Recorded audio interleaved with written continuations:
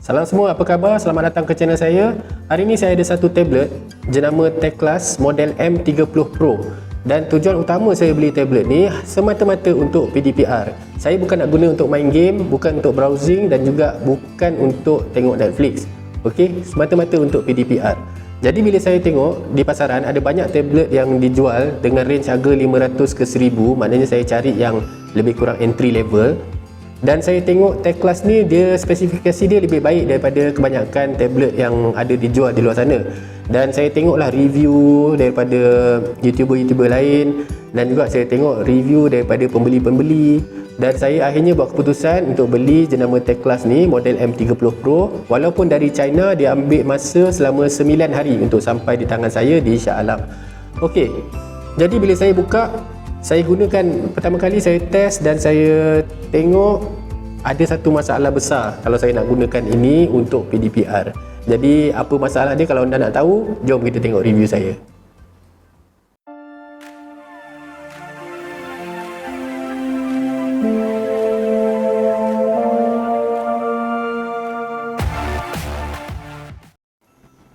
Okey, tapi sebelum tu kita pergi sikit pada spesifikasi dia.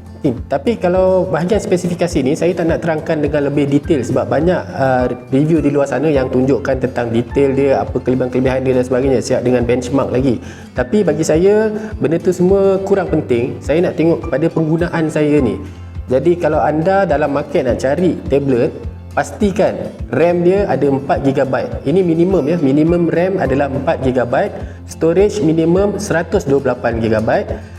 CPU kalau boleh octa-core, maknanya ada 8 core. Dan juga ada graphic chip lah untuk membolehkan kita main game lah kan sikit-sikit. Jadi kalau ada spek yang macam tu untuk tahun 2021 dah okey, tak ada masalah untuk buat semua benda. Lebih kurang 90% game ke kat dalam Play Store tu dah boleh main.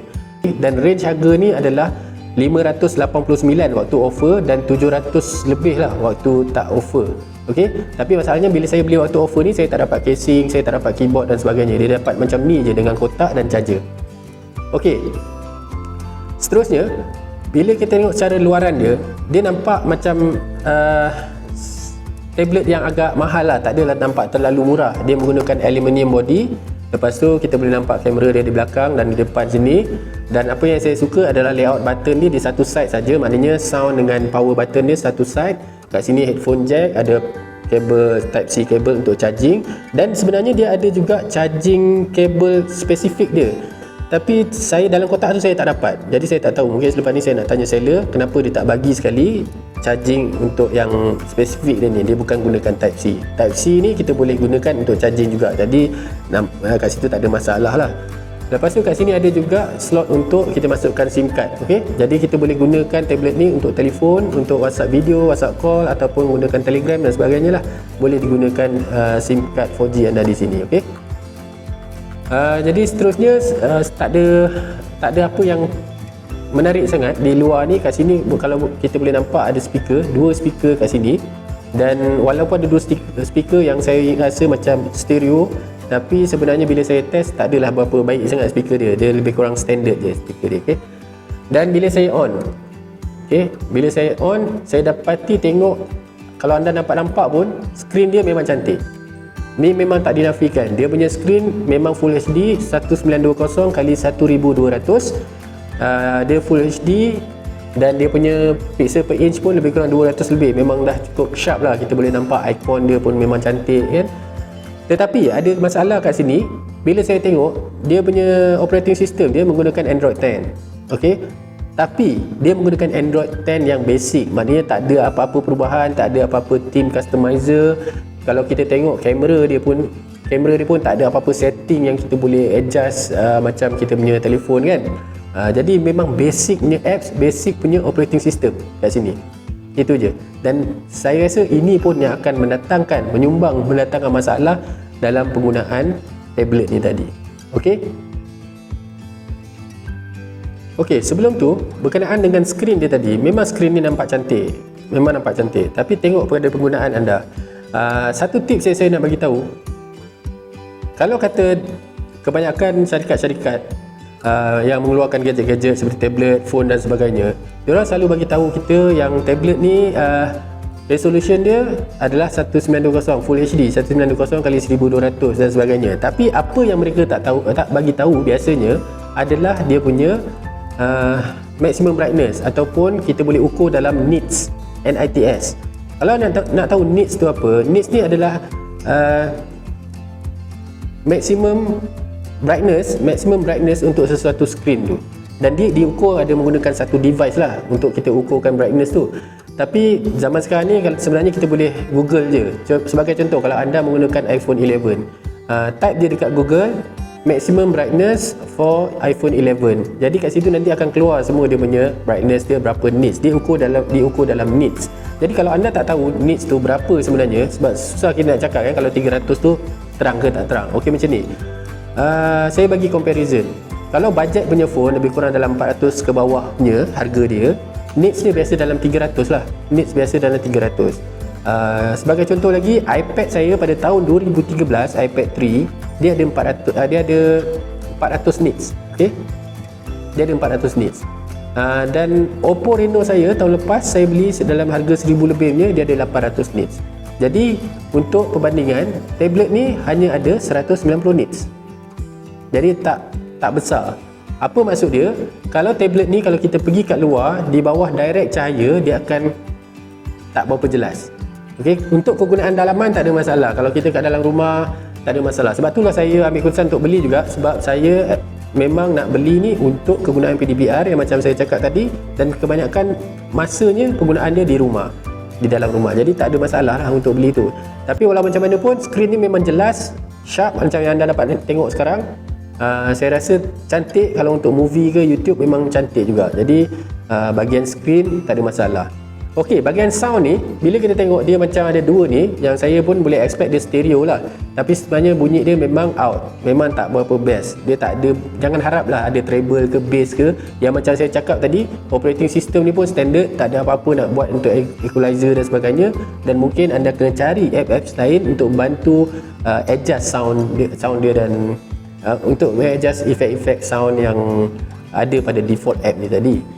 Tetapi bagi saya sound pun tak ada masalah. Sebab tu saya tetap beli juga tablet ni. Sebab sound biasanya kita akan guna earphone ataupun headphone, masalah selesai. Boleh pakai, boleh guna. Kalau kita tengok movie dengan menggunakan earphone ataupun headphone Bluetooth ataupun Bluetooth speaker, memang lebih baik lagi daripada speaker yang ada dalam device ni tadi.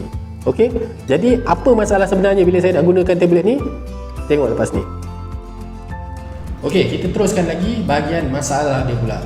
Seperti yang anda tahu, saya bagi tahu tadi, saya nak gunakan tablet ni untuk tujuan PDPR, maknanya untuk anak-anak. Lepas tu kita mungkin gunakan untuk Zoom meeting ataupun Google Meet. Tapi masalah yang paling besar sebenarnya dalam tablet ni adalah kamera dia. Okey, kamera dia sangat tak berkualiti. Walaupun dia ada 8 megapiksel belakang dan depan dia 5 megapiksel, sebenarnya agak rendah lah berbanding telefon kita kan. Tapi 5 megapiksel bagi saya masih okey lagi, sebab saya ada satu Microsoft Surface 3 yang saya beli pada tahun 2015. Kamera depannya hanya 3.5 megapiksel. Tapi kamera dia, saya boleh buat meeting sampai sekarang masih tak ada masalah, masih jelas, gambar tak terlalu sharp, tapi okey lah, boleh pakai hingga ke hari ini. Tapi kenapa tablet pada tahun 2021 ni dia bagi tablet yang betul-betul low quality, yang gambar dia memang tak cantik? Mungkin disebabkan apps dia memang terlalu basic, dia tak ada setting apa-apa untuk brightness ke kontras dan sebagainya, dan itu memang akan mendatangkan masalah kepada kita sewaktu kita gunakan untuk PDPR ataupun meeting. Sebagai contoh, saya tunjukkan sekarang.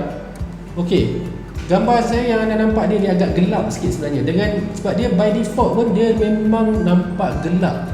Jadi tak ada apa-apa setting kat sini untuk saya tukarkan brightness dia ataupun apa-apa pun saya nak adjust pun tak boleh. Saya perlu pergi kepada setting di dalam dia dan ubah, buat adjustment. Tapi macam mana pun, bila apa pun saya ubah, saya tak nampak pun apa-apa perubahan pada kamera di depan. Nampak rupa saya pun macam jadi gelap sikit kan, dan ini tak sepatutnya berlaku dalam penggunaan apps video recording ni tadi.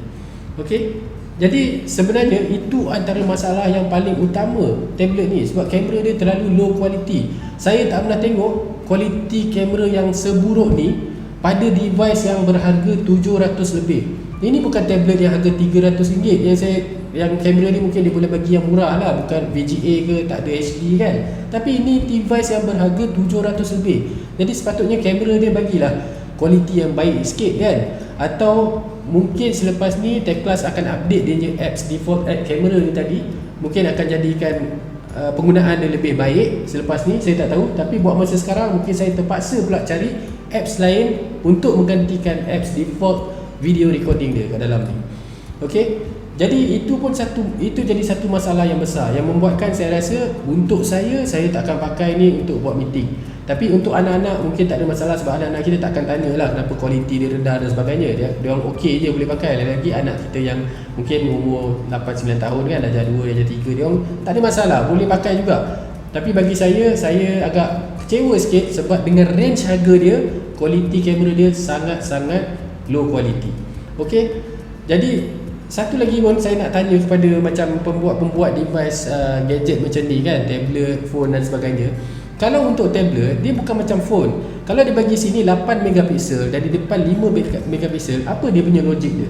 Adakah 8 megapiksel ni kita nak pergi di luar dan ambil gambar kat luar? Dah tentu tak, sebab kita ada telefon yang lebih lagi megapikselnya dan lebih cantik kualitinya daripada penggunaan tablet ni tadi. Jadi kenapa tak 8 megapiksel ni letak je di depan supaya kita boleh tambah lagi kualiti dia. Dah tentu tablet yang dibuat untuk pembelajaran macam ni, dan tentu kita akan banyak gunakan untuk video call, untuk Google Meet dan sebagainya kan. Jadi tak perlulah kamera di belakang ni kualiti dia lebih tinggi daripada di depan. Betul tak? Kalau setuju, anda sila letakkan komen anda di bawah. Okey. Dan satu lagi, kalau anda tak menggunakan tablet ni untuk PDPR, sebagai contoh anda nak gunakan untuk browsing internet, cek email dan sebagainya, tak ada masalah. Spesifikasi dia dah lebih dan boleh gunakan untuk tujuan tu. Untuk tujuan gaming pun tak ada masalah. Walaupun grafik chip dia tak adalah terlalu tinggi, tapi lebih kurang kebanyakan game yang ada di Play Store dah boleh main dengan tablet ni tadi. Tak ada masalah. Mungkin ada setting je anda tak boleh pergi terlalu tinggi, mungkin medium setting, tapi masalah tak boleh je main semua game. Okey. Kalau anda nak gunakan tablet ni untuk tengok Netflix, itu ada satu masalah. Sebabnya tablet ni bila kita install Netflix, dia hanya support standard definition SD sahaja. Walaupun anda ada akaun Netflix yang berharga 50 lebih tu yang ada 4K, tapi bila anda buka dekat sini, dia akan lock kepada SD saja. Ini benda yang tak boleh di-adjust. Itu antara Google dengan device ni tadi, okey. Dan ini kalau anda nak tahu lebih lanjut, anda boleh Google kenapa device anda tak boleh pergi 4K ataupun Full HD di dalam Android device, mana-mana Android device. Jadi itu yang anda perlu tahu. Jadi kalau anda memang bertujuan nak beli tablet ni untuk Netflix, tolong lepaskan, pas je lah tablet ni, cari yang lain. Okay, sebab memang tak berbaloi. Anda bayar mahal, anda dapat tengok SD punya kualiti je dalam tablet ni tadi.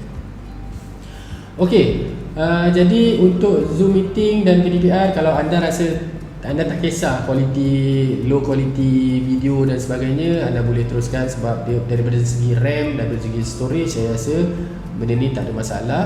Tapi untuk saya tak syorkan. Untuk anak-anak tetap boleh, tak ada masalah juga. Dan selain daripada itu, anda pun boleh gunakan untuk telefon, untuk WhatsApp, Telegram dan sebagainya untuk tablet ni. Jadi saya rasa review saya dah sampai di situ. Kalau anda ada komen, anda ada idea-idea lain, tablet-tablet lain yang rasa lebih baik daripada ni dalam range harga 500 ke 1000, sila tinggalkan komen anda di bawah. Dan kalau anda belum subscribe channel saya, sila subscribe. Dan kita jumpa lagi di video-video saya yang lain. Stay safe, take care, bye-bye.